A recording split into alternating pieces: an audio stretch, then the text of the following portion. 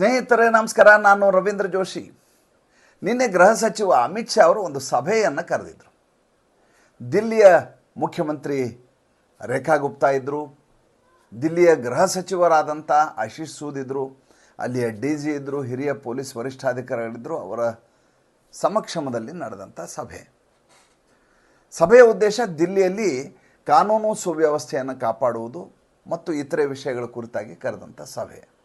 ನೋಡಿ, ಇದೇ ರೀತಿಯ ಸಭೆಯನ್ನು ಅರವಿಂದ್ ಕೇಜ್ರಿವಾಲ್ ಮುಖ್ಯಮಂತ್ರಿ ಇದ್ದಾಗಲೂ ಮೊದಲು ಕರೆಯಲಾಗ್ತಾ ಇತ್ತು. ಆದರೆ ದುರ್ದೈವ ಅಂದರೆ ದುರಹಂಕಾರದಿಂದಾಗಿ ಅರವಿಂದ್ ಕೇಜ್ರಿವಾಲ್ ಮತ್ತು ಮನೀಶ್ ಸಿಸೋಡಿಯಾ ಈ ಸಭೆಯಲ್ಲಿ ಪಾಲ್ಗೊಳ್ತಾನೇ ಇರಲಿಲ್ಲ.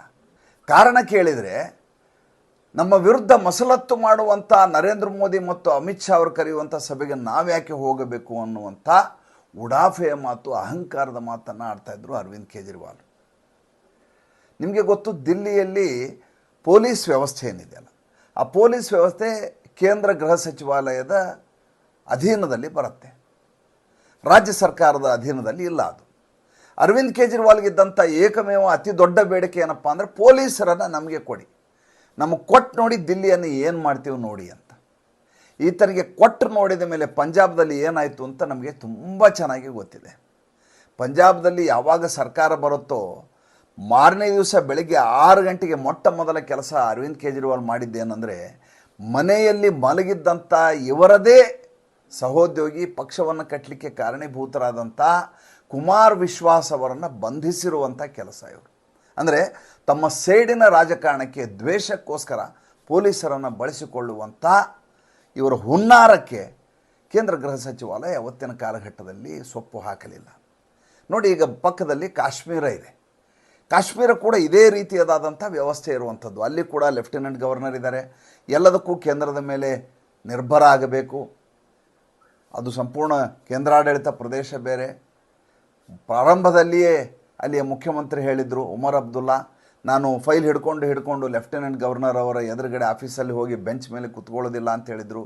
ಆದರೆ ಇಲ್ಲಿಯವರೆಗೂ ಅವರಿಗೆ ಅಂಥದ್ದೊಂದು ಪರಿಸ್ಥಿತಿ ಬರಲೇ ಇಲ್ಲ.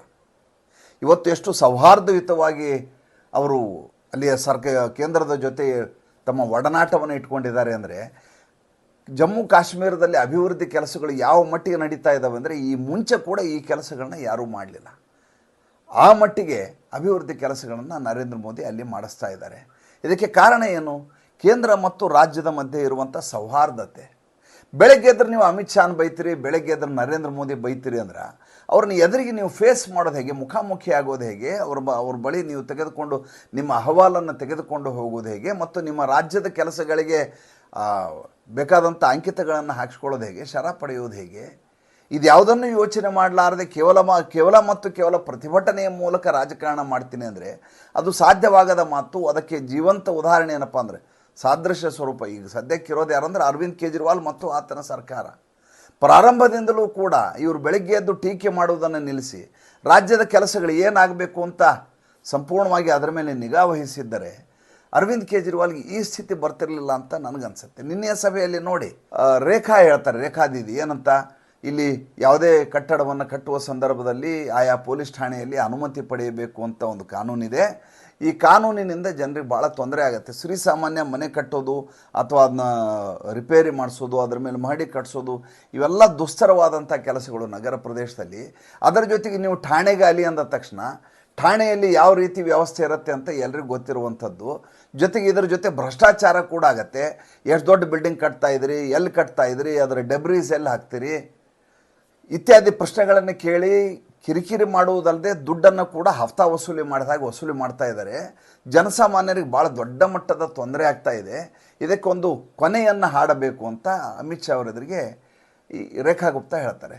ರೇಖಾ ಗುಪ್ತಾ ಹೇಳಿದ ತಕ್ಷಣ ಅಮಿತ್ ಶಾಗೂ ಇದು ಹೌದು ಅನಿಸುತ್ತೆ. ತಕ್ಷಣದಲ್ಲಿ ಈ ಕಾಯ್ದೆಯನ್ನು ರದ್ದು ಮಾಡುವಂಥ ಕೆಲಸ ಆಗುತ್ತೆ. ಇನ್ನು ಮುಂದೆ ದಿಲ್ಲಿಯ ಜನ ಯಾರು ಹೋಗಿ ಪೊಲೀಸ್ ಠಾಣೆಯ ಮುಂದೆ ಬಿಲ್ಡಿಂಗ್ ಕಟ್ಟುವಾಗ ಅಲಿಯಬೇಕಾದಂಥ ಅಗತ್ಯತೆ ಇಲ್ಲ. ಎರಡನೇದಾಗಿ ಅಲ್ಲಿ ಸೇರಿಕೊಂಡಿರುವಂಥ ರೋಹಿಂಗ್ಯಾಗಳನ್ನು ಒಕ್ಕಲೆಬ್ಬಿಸುವ ಕೆಲಸವನ್ನು ಪ್ರಾರಂಭ ಮಾಡಿ ಅಂತ ಅಮಿತ್ ಶಾ ಅವರು ಸ್ಪಷ್ಟವಾಗಿ ಆಶೀಶ್ ಸೂದ್ ದಿಲ್ಲಿಯ ಗೃಹ ಸಚಿವ ಅವರಿಗೆ ಹೇಳ್ಕೊತಾರೆ. ಯಾವುದೇ ಕಾರಣಕ್ಕೂ ಈ ರೀತಿಯಾದಂಥ ವ್ಯವಸ್ಥೆ ಇರಬಾರ್ದು. ಮೂರನೇದಾಗಿ ಭಾಳ ಪ್ರಮುಖವಾಗಿ ಇನ್ನೊಂದು ಕೆಲಸ ಮಾಡ್ತಾರೆ. ಏನಪ್ಪ ಅಂತಂದರೆ, ಎಲ್ಲ DCPಗಳು ಪರ್ಟಿಕ್ಯುಲರ್ ಆಗಿರುವಂಥ ಪೊಲೀಸ್ ಠಾಣೆಗೆ 15 ದಿವಸಕ್ಕೊಮ್ಮೆ ಅಥವಾ 21 ದಿವಸಕ್ಕೊಮ್ಮೆ ಹೋಗಿ ಕುತ್ಕೋಬೇಕು. ಕೇವಲ ಡಿ ಸಿ ಪಿಗಳು ತಮ್ಮ ಕಚೇರಿಯಲ್ಲಿ ಕೆಲಸ ಮಾಡೋದಲ್ಲ, ಆಯಾ ಠಾಣೆಯಲ್ಲಿ ಹೋಗಿ ಕೂತ್ಕೊಂಡು ಜನರ ಅಹವಾಲುಗಳನ್ನು ಸ್ವೀಕರಿಸಬೇಕು, ಅವರ ಸಮಸ್ಯೆ ಏನಿದೆ ಅನ್ನೋ ಪರಿಹರಿಸುವ ಕೆಲಸ ಆಗಬೇಕು.